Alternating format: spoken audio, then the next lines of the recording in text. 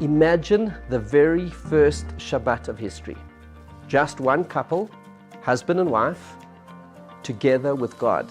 The Talmud says that God created Adam and Eve on the sixth day after everything else had been created so that they would begin their lives together by entering immediately into Shabbat.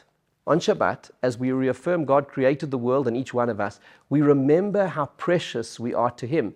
As the Talmud says, every person is obliged to say, "The world was created for me." The Talmud learns this from the fact that God created all plant and animal species en masse, while human beings were created as just one being, only later divided into two.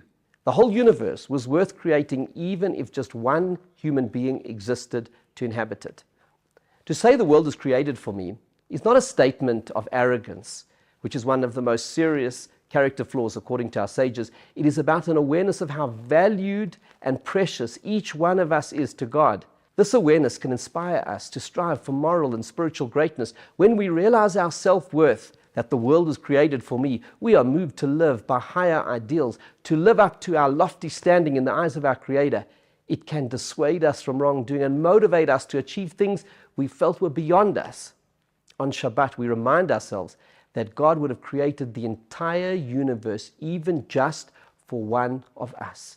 We cast our minds back to that very first Shabbat at the dawn of creation, when everything was made ready, an entire world waiting to welcome the first two human beings. We contemplate that we too can feel as special as Adam and Eve, who were the sole focus of God's love, generosity, and expectations, that the world was created for me. And from there, we inspire ourselves to live up to His belief in us. I invite you to learn more by reading my new book, Shabbat, A Day to Create Yourself, and find out how you can use Shabbat to get creative and change your life.